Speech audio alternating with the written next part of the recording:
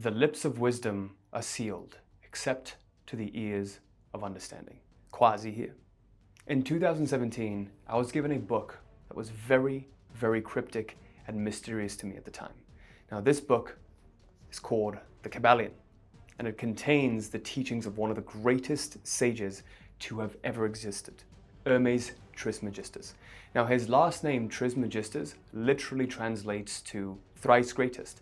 It was thought that this figure had mastered all three planes of existence: the physical plane, the mental plane, and the spiritual plane. Now, the mentor who handed me this book told me that some of the most powerful people in the world had access to the secret knowledge that was contained within the pages of this book. From Newton to Tesla to Jung to Einstein, he pointed out that all the geniuses in this world had this uncanny ability to notice patterns and come up with some of the greatest discoveries as if from thin air, all because they operated in accordance with the Hermetic principles that are outlined in this book. So of course, I devoured this book. At the time, I was feeling very, very lost with my life. I was about to spend the next 40 years of my life in a job that I absolutely hated, and it made me miserable. I desperately wanted to be free, start my own business, make my own income, and really be able to travel the world, just not to be chained to a job, working long hours, doing something that I'm not even passionate about. So naturally, I read the book cover to cover. I literally got nothing from this book.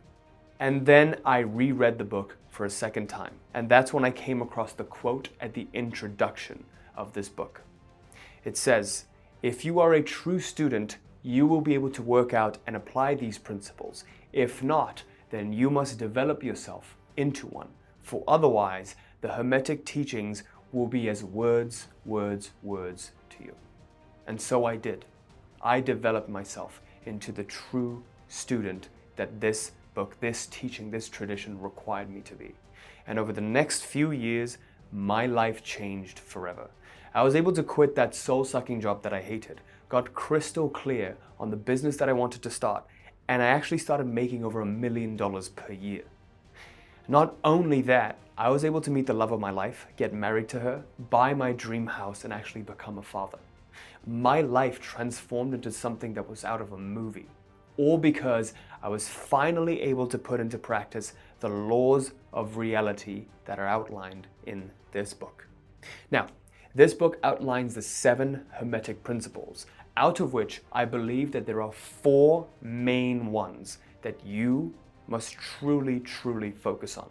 And in today's video, not only am I going to be fully explaining the 4 laws to you, but I'm also going to be giving you actionable tools to put them into practice, just as I was able to do in 2017. So with that, let's get started. So the very first law that you must understand is called the law of mentalism.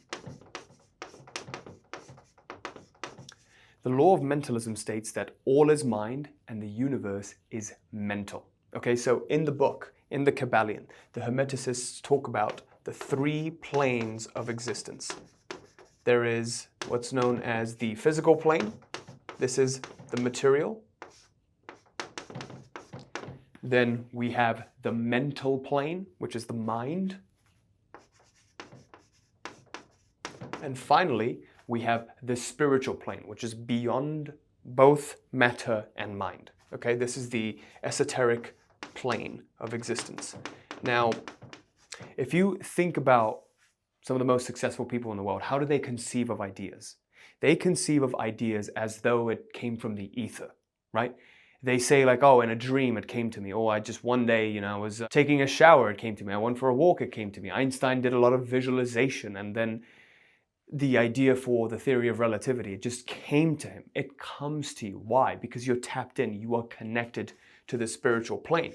When the idea shows up to you in this spiritual plane, you then project it into mind, and then you carry out through physical action into reality itself. Okay?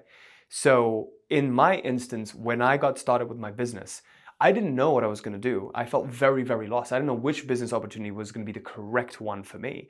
So I explored different options, and I simply made the intention. I visualized what I actually wanted to happen. I wanted to wake up in the mansion in LA next to the woman of my dreams, living the life that I wanted, the feeling of freedom. And I focused on those thoughts and feelings.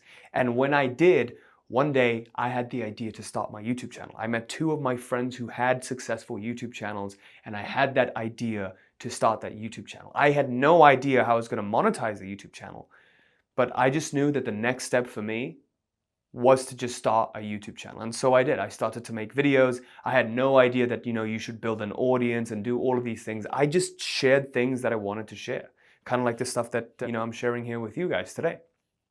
And so when I started to make these videos, what happened next was truly insane.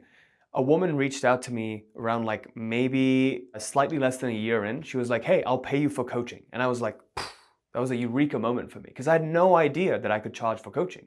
And so she was like, I'll pay you for email coaching. And that made a lot of sense to me because I was always passionate about teaching and coaching. I love tutoring and I love seeing people get transformation. I was literally like my qualities, the things that are my strength, I'm literally made to be a coach. I love people, I'm extroverted naturally, and I love communicating, sharing ideas, and truly I love helping people and just seeing transformations happen right before my very eyes. And to know that I was able to make an impact in someone else's life like that, right? That truly gets me going. And so I then made the intention to become a coach. And tell you what, when I made that intention, turns out like there was someone who lived 40 minutes away from me. I found him on YouTube who was doing the exact same thing, who was in that life situation that I was in. Like, you can't make this shit up. You literally cannot make this up. I met him, he was living in Long Island. I was in Queens at the time in New York City. And he had just quit his job to go full-time online. And this is what he was doing. This is what he's passionate about. This is what he was doing. He just went full-time making YouTube videos and selling coaching. And then he told me the program that he used, it's discontinued now. I know a lot of you guys ask me like, oh, well, which one did you use? It's discontinued now. They don't do it anymore. But then I used that. I invested in that. I invested like my first $3,000 into that coaching program, the training, the courses. And it taught me how to start up my own coaching business, how to, get clients, everything. And so that was the beginning of my journey, right? So it's kind of like all of these synchronicities happen in your life when you are completely congruent in these three planes of existence, right? You know what you want to move towards. Because of the lack of congruence we have, one day we say we want something, the next day we change our minds, or we focus on the fear, doubts, and uncertainties, we're never able to see forward progress. So for me, I just visualized that ideal scene. I held it in mind. And when I held it in mind, the idea, the path that would lead me there all of a sudden showed up for me. Okay, so the other caveat to the law of mentalism is you have to understand that the Hermeticists, they talk about this principle of the all, okay? And they say that there is nothing to worry about because everything is contained within the all and nothing can be outside of the all, okay? And so what they mean by the all, some traditions call this Allah, Islamic tradition, Christians call it God. There's many different names for it, but we're all describing the same thing. This higher power that is all-knowing, all-conceiving, omnipotent, omnipresent. This power, though, what's interesting about it is this all is a space, right? It's a space within reality that contains every possible combination of realities that can be manifested. So when your heart and mind are congruent, you focus on what you want, kind of like I did, that feeling of freedom, not doing the job that I hated, but actually maybe focusing on something that excites me, fulfills me, and moving towards that. When I focused on my vision every single night, as I visualized every single night before bed, guess what happened? My frequency that I was resonating at, it was attuned to the sector of reality where that is a possibility.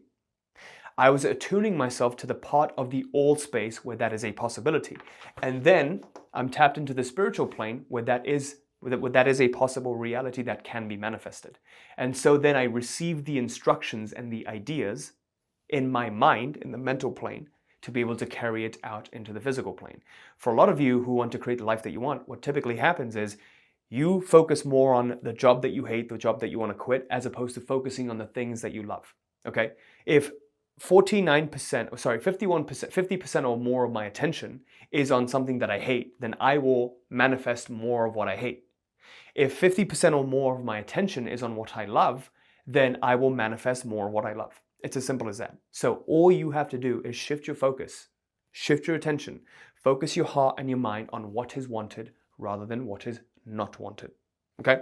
So what most people are missing, this is the key I want you to take away that actually made this applicable for me.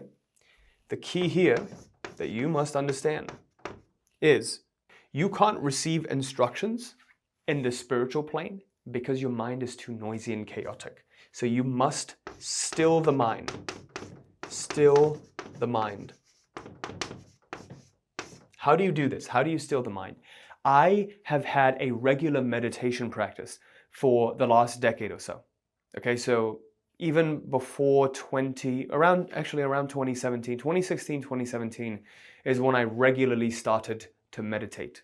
Okay, and so when you have a regular meditation practice and you train yourself to go beyond thought, right? You go beyond this character and the problems of this character, and you get into witness and observation mode. Like every single successful client of ours, they always talk about this. They say like the key for them in making the shift, in changing their lives, like one of our clients, Juan, did recently. You know, he went from struggling with his business, barely making ends meet, to 10xing his business, right? I'll pull the testimonial up here. It's all about being the witness, staying as the witness. Another one of our clients, Ashish, recently mentioned how he quit his corporate job back in 2023 to really start his own business. And as soon as he quit, now all of these strange occurrences are happening, but he's staying in the witness mode to make this transition. He literally just got offered a job to be a CEO of a tech company.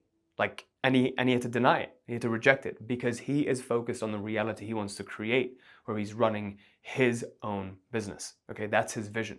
So do not settle. Do not settle for all of the distractions that are going to come up along the way. Stay with what you want. Do not compromise. Okay? So the key I want you to take away is still the mind. If you want to receive instructions from the divine, you have to still the mind. How do you still the mind? Well, one practice of stilling the mind that is foolproof is anything that will get you into staying as witness, staying as observer, meditation. Having a regular meditation practice. This could be as little as 15 minutes per day. All you need to do is set a timer on your phone, 15 minutes, and just watch your breath. Just observe thoughts. Don't get too carried away in them. Just observe what's coming up. And within those, you will have downloads. So the way I look at it is meditation is download, visualization is upload, right? When I'm consciously visualizing, I'm uploading information, right? I'm asking for what I want. I'm focusing on what I want. And with meditation, I'm downloading. So anytime you get spare moments, even during the day, if you can sit down for 5 minutes and just be still and know that I am. Stay as the I am. Know the I am, right? Not I am Quazi or I am this character. Simply stay as I am. Because guess what happens when you're in witness mode and you go beyond this conditioned character? Now there is a space, a separation between the I am and the character. When there is separation, there is a possibility to shift into a different lifeline. That's all we're doing here. If you want to shift your reality to experience a completely different reality from the one that you're experiencing, the very first step is to take a step back. Not to fill up the cup that's already full, but to empty your cup first and then receive divine instruction. Okay? So that is how to apply the law of mentalism into your life and actually receive instruction from the spiritual plane. The next law is the law of correspondence. So the law of correspondence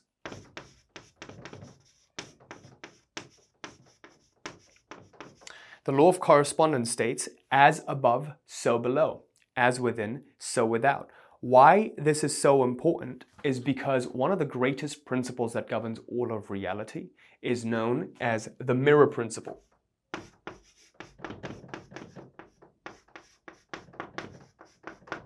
Now, what I mean by the mirror principle in particular is the as within, so without. If you look at the nature of reality right now, how it operates is like a dual mirror. We have certain attitudes internally. We create an internal reality through our thoughts and our feelings, okay?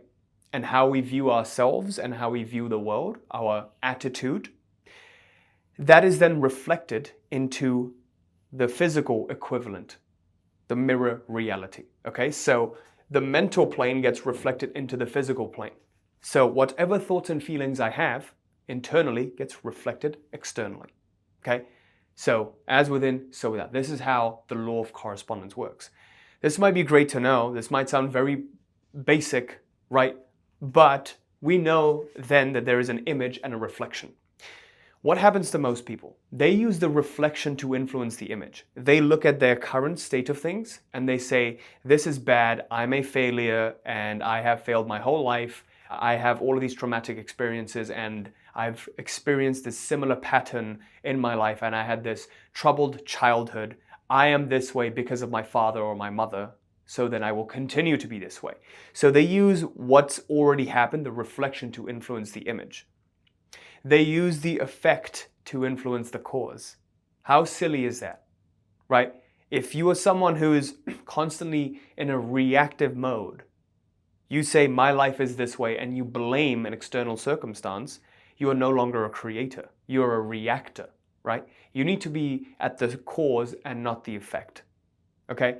And the way you do that is by truly, truly understanding the mirror principle. But the more important way is to turn away from the reflection. If the reflection is something that you're seeing that you do not like, turn away from it. Turn away from it and go within. It's as simple as that. So if I keep seeing a reflection that I dislike, my business isn't doing well, I'm stuck in the same spot in my career, I can't take my trading to the next level, maybe you're a trader, you keep seeing the same pattern happening. It's time to turn away from the reflection and focus on the image. You'll see some of the most successful people in the world. They're so strongly grounded in their inner vision, it doesn't matter what's happening externally. They never become reactive, okay? The most successful people have one main capability. They never ever succumb to pressure, or they never succumb to events when they're not going the way that they want them to, okay? They still persist. They still persist with their original intention and their original vision that they had. They're very, very grounded in that original vision, okay?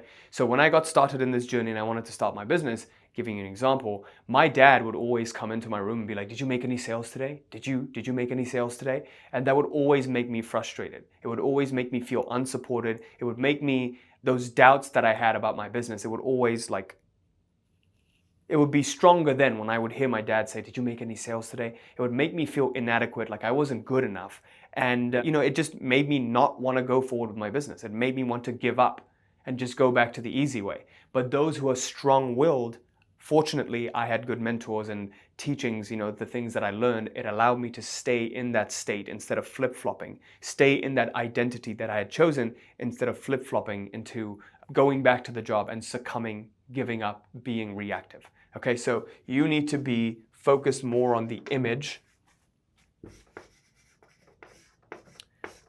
rather than the reflection.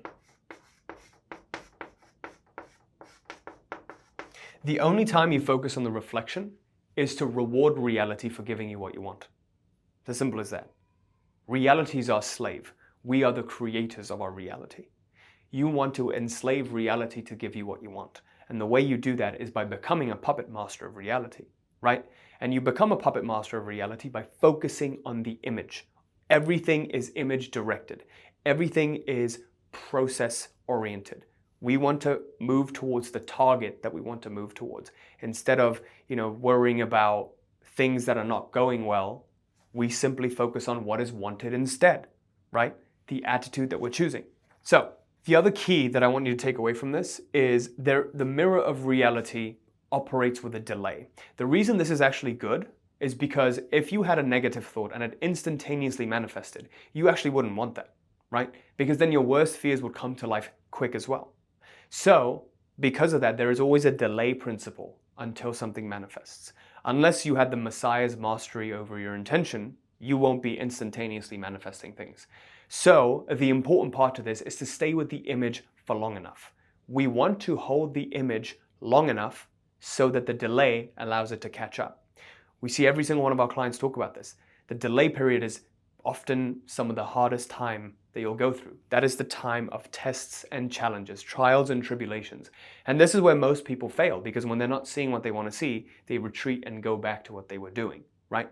But you have to stick it through these periods of delay, the periods where life isn't reflecting, reality isn't reflecting the image that you want to see. And so those are the times you have to actually turn away from the world and turn within and stay with that vision, okay? If you look at people like Einstein, he always had this very strong vision. He always was able to visualize the reality that he wanted. He had this internal reality. Even Nikola Tesla, even Isaac Newton, all of these greatest inventors and scientists, their internal worlds are stronger than the external reflection that they're seeing. They don't get distracted by the shiny objects out there. They always stay true to what they want in here, okay? So the key I want you to take away from this is stay with the reflection for long enough. The final key I'll give you to implementing the law of correspondence is remember, as within, so without. If we want to get something, we must first give something. Because if we have a taking attitude, then reality, the mirror of reality, will also reflect a taking attitude.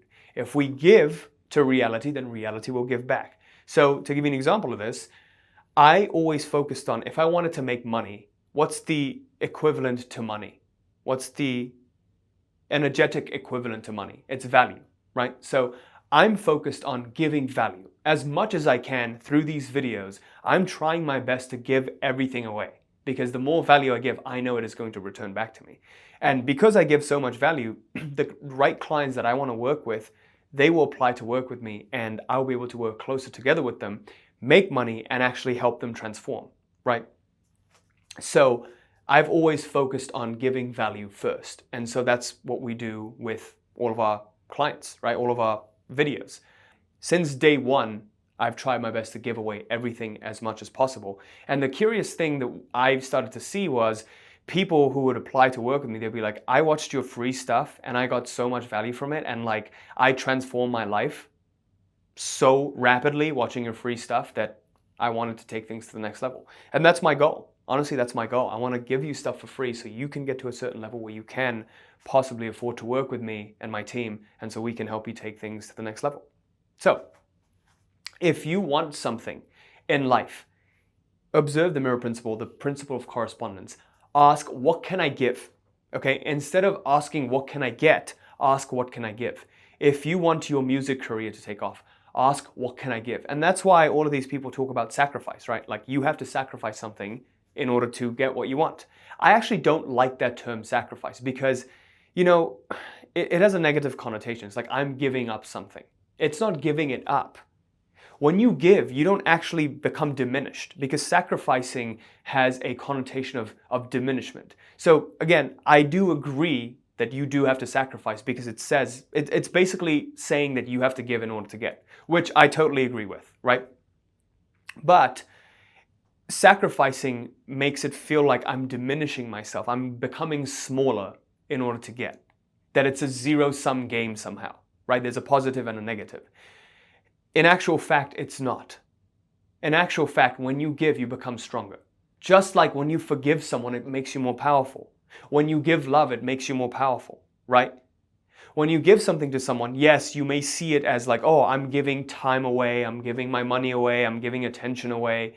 But you're actually getting a lot from that. You're not diminishing yourself. You're getting more than you're giving.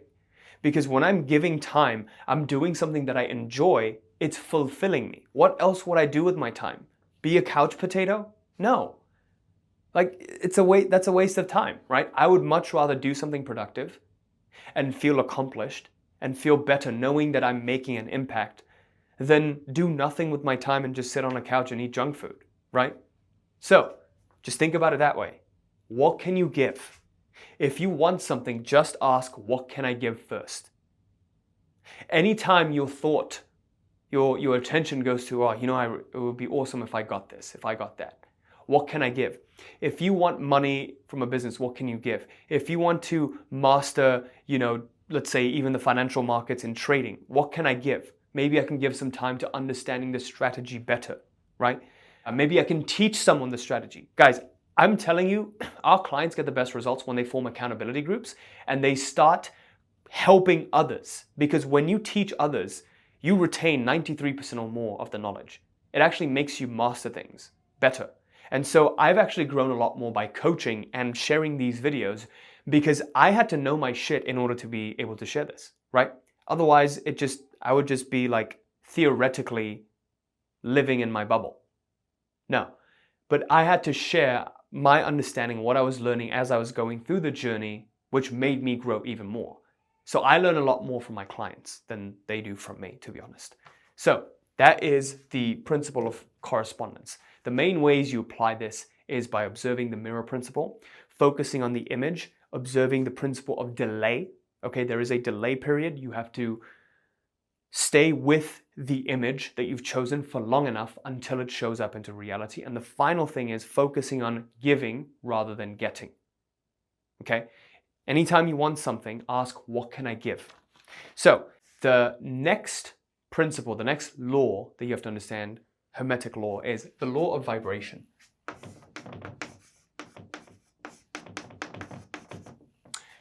The law of vibration simply states that nothing rests, everything moves, everything vibrates. Everything. Everything has a vibration. There is no such thing as a non-vibration. Even the lack of vibration is a vibration. So if you took high school physics, chemistry, you'll no doubt know that there's an absolute temperature scale. It's called the Kelvin scale. Now in the Kelvin scale, 273 Kelvin is 0 degrees Celsius. Okay? 273 Kelvin is 0 Celsius. That is freezing point. That is still pretty warm. That is 273 Kelvins warm. Okay? What happens at 0 Kelvin? That is when everything freezes over. So the darkest parts of space, even those aren't 0 Kelvin, because there is cosmic microwave background radiation that actually makes it, 3 to 5 Kelvins. So nothing actually reaches 0 Kelvin. Okay, so 0 Kelvin would be true zero. Maybe inside of black holes, you may find regions that are 0, but then space-time doesn't even operate there. Space-time breaks down, right? The space-time continuum. So you have 0 Kelvin, which is absolute 0. That is the lack of all vibration, the lack of life. Life doesn't happen. But aside from that, everything moves and everything vibrates. Everything is just in different levels of vibration. So gross matter doesn't vibrate as much to the physical eye. Waves are subtler, they vibrate more. Our mental thought faculties, we have a certain vibration. Okay? And when we attune to a sector of reality, those vibrations match the frequency of our thought energy, matches that sector of reality. Okay? The reason you're experiencing a particular life, or you're working the job that you work, or you're running the business that you're running, or you're experiencing the certain pattern in your life that you're experiencing, there are many different factors that are dictating that. But the one thing that is causing you to attune to that sector of reality is what? Your predominant frequency, your predominant thought energy. Okay? So there are certain karmic, the yogis call it karma, karmic influences that cause you to be in that thought energy. The reason you were born to this particular family and not another family, if we had a repressed desire in our last lifetime, maybe you wanted to be famous and you died knowing that you couldn't be famous, and so you felt deprived. You're going to be born into a womb of a pop star who, maybe Miley Cyrus did that, right? Or certain other, I don't know why Miley Cyrus came up, certain other pop stars, rock stars, that's their karmic destiny. Right? Maybe you wanted to be a doctor and you couldn't be a doctor. So then you'll be born into a family of doctors. That makes it easier for you to fulfill that unfulfilled desire in a previous lifetime. So there are many things that determine your predominant thought energy, but it is not impossible to shift it. Okay? So this is where nature versus nurture comes in. We can nurture ourselves in this current lifetime to change our destiny. And this is where the law of vibration comes in. So the law of vibration can also be summarized as the law of becoming. So I want you to notice one thing. In our physical reality, nothing ever stays the same. Everything evolves. So there is a rate of evolution. We're going to call it E with this little thing that I learned in college physics on top of it. And also, there is a rate of stagnation, okay? Things deteriorating, de-evolving, right? So evolving is let's call it positive. This is a positive quality. And unevolving or stagnating, devolving is negative. To us, right? Because the universe, God doesn't see positive and negatives. It just sees things as they are. There is no positive and negative. Everything evolves. So even stagnation is an evolution. But when you say that my reality is getting worse, things are getting worse in my life, you say, I'm stagnating, right? You view it as stagnation. So when people think they stay the same, it's just that the rate of evolution is equaling the rate of stagnation. Nothing ever stays the same. It appears to stay the same, but the rate of you evolving and the rate of you stagnating stays the same. They're equal, right? But one thing is for sure, everything is changing, everything is vibrating, everything is moving. There has to be movement, there has to be flow. Anytime in your life you stagnate, typically what happens is there isn't correct flow of energy. Energy is not flowing to the right channels, the right meridians through your body. There is somewhere it's blocked, okay? So whenever you feel that pang of anxiety or doubt or fear, and you don't know where it comes from, even though you may have a great life, somewhere within your body you're holding onto something that's maybe from the past. So there needs to be a movement of energy that happens, okay? So understand that we are always evolving, and the real question to ask yourself is, who am I becoming? Who am I becoming? Because the real question is, am I becoming who I want to be? Am I evolving consciously, or am I evolving unconsciously? Am I becoming what society wants me to be, what my parents want me to be, right? And it takes a lot of courage to do this. And every single client that I work with, when they invest in themselves to work with us, that already takes huge courage. Because it says to them that, hey, I'm going to become the man, the woman that I want to be. I have made this decision to become who I want to be. Because 99% of people, they just passively go through life like a zombie, okay? And typically, when we see people awaken, it typically happens in their 40s, right? It happens in their mid to late 30s, around their 40s. So most of our clients actually are in their 40s to 60s, and they have this awakening. They're sick and tired of living the way that they've lived, and now they're ready for a next phase in their lives. However, we do have exceptions in their 20s who awaken quickly. They realize what's happened. And typically those people have had a lot of different life experiences. You could say they've had life experiences that equal to that of a 40-year-old or a 50-year-old, right? They've moved multiple different times. They've had to constantly reinvent themselves. And so they're seeing this transitory nature of reality. And within this transitory nature of reality, they have found this constant, that state of I am, that state of awareness. And so they want to deepen that, and they want to consciously evolve at this next phase in their lives. Stay in that chosen identity. So the law of vibration, the law of becoming, is simply learning to consciously choose who you're becoming. And this is why we teach identity shifting. I've always talked about identity shifting on this channel, but identity shifting is the process of becoming who you are meant to be. If you want to experience a life that is on your terms, that you actually enjoy, that you're proud of, you have to become who you are meant to be.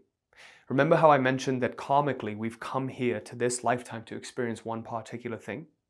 That is who we were meant to be, okay? And I can promise you, who you are meant to be, God will not deny that to you. Only you get in the way of that because of false ideas that you've held. Please think about this for a second. You deny yourself who you are meant to be because of fear, uncertainty, and doubt. You say, my parents said that this would be the right way for me to go, so I'm going to do this job. You're not courageous enough to maybe quit the job or do a different job or a different line of work. I spoke to a client yesterday who finally took the leap to quit his job, and that was a big change in his life. He always struggled with a lack of self-worth, and it was because when he was younger, he struggled with weight issues, and he was very, very insecure of that. He always struggled with weight, and he would always be afraid that people would describe him as fat, and he was bullied a little bit. And so he always played it safe. And he's accomplished a lot in his life, right? Like he's extremely, extremely successful. But a couple of years ago, he finally said fuck it and he quit his job.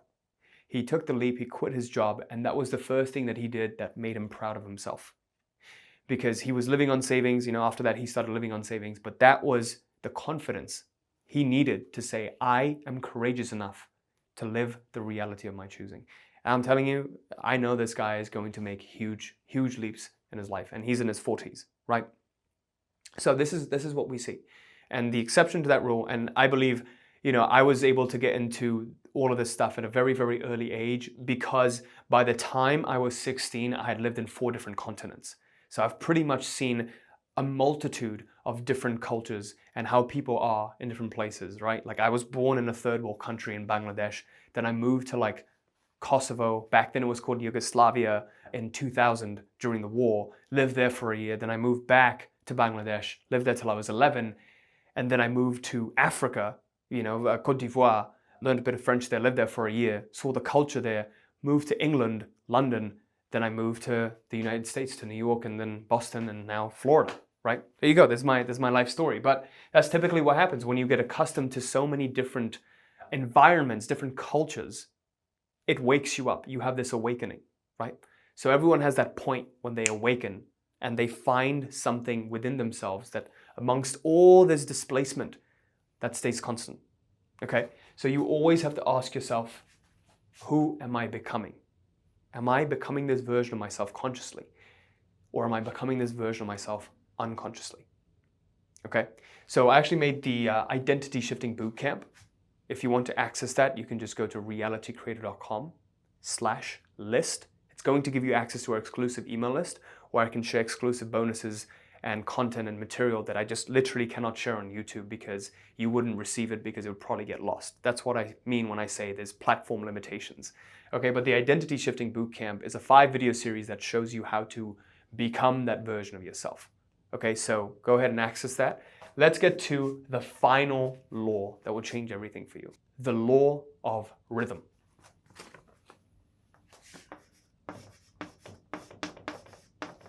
Okay, so the law of rhythm states that everything flows out and in, everything has its tides, all things rise and fall. There is no doubt that in your life, you have noticed that there are seasons. There are seasons in which you crush it and you do well, and there are seasons when you don't. And if you have been aware enough, you'll know that there are actually certain points within the 12 months where you do really, really well, and certain points when you don't do very, very well. And for me, within the first 5 years of my 20s, I would notice that around October, I would feel very, very depressed and lost in life. Maybe that was where I was living at the time. Maybe it was because winter was approaching, but I would consistently notice that around October, I would feel that way. And then I would, obviously, like everyone, Q1, Jan, Feb, and March, I would feel extremely pumped, right? But then summer would come around and then I would, shift to a different state. So you'll notice that there are tides in life. There is a flow to life. There's rhythms in life. Most successful people, what they know is how to take advantage of these rhythms, okay? They know to not fight when it's futile to fight, okay? And they know when they have to show up 100%. They don't fight the rhythm, okay? They don't fight the rhythm. They don't try to change it. Because remember, when you're trying to change something, you're already in resistance mode. Instead, you need to flow with life, not against it. So most successful people know this secret yogic law. It's called Vairagya and Abhyasa. This is a subtle balance of effort and surrender. Okay? Vairagya is surrender, Abhyasa is effort. Patanjali, thousands of years ago, wrote the book that changed modern yoga forever. This book is called the Yoga Sutras, and it influenced modern day yoga as it is today. Now, in the Yoga Sutras, yoga wasn't just about body bending practices, it was much deeper than that. It was the internal, the energetic work, okay? And in yoga, there are 4 paths to enlightenment. There is the path of energy, kriya. There is the path of bhakti, devotion, surrender to God. There is the path of jnana, intellect, and there is the path of action, karma. The word karma literally translates to action. When you master these four, you can become enlightened.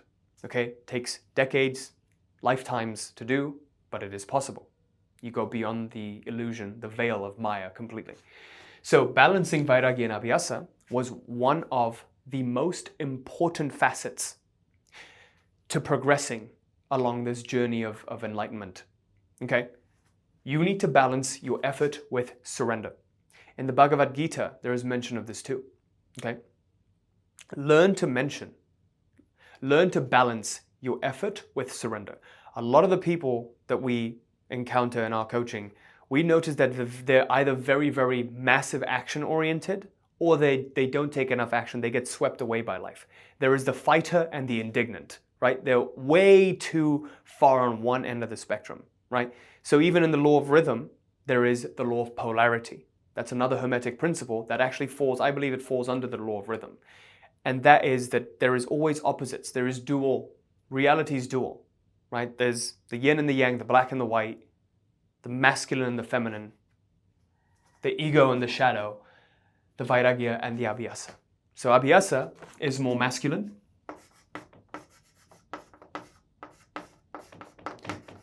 And Vairagya is more feminine. It's more surrender. The marriage of both is what makes manifestation happen. The masculine and feminine come together to make the child, right? So, with Abhyasa, taking massive action, it needs to be balanced out with Vairagya. So there are seasons in your life where you actually have to take massive action. But there are seasons in your life where you have to surrender, when you have to let go, when you have to be more than you do. Being, doing, having. Being is the feminine, doing is the masculine, having is the child that's born out of it, right? That's why there's always a holy trinity. There's mother, father, child. So, how do you use this? Well, in anything that you do, even at the micro level, there has to be effort and surrender. For example, if I am doing something new for my business or I'm learning a new venture, if you want to progress along your career and be the best, reach the highest heights of it, you have to treat it like a craft, like a game.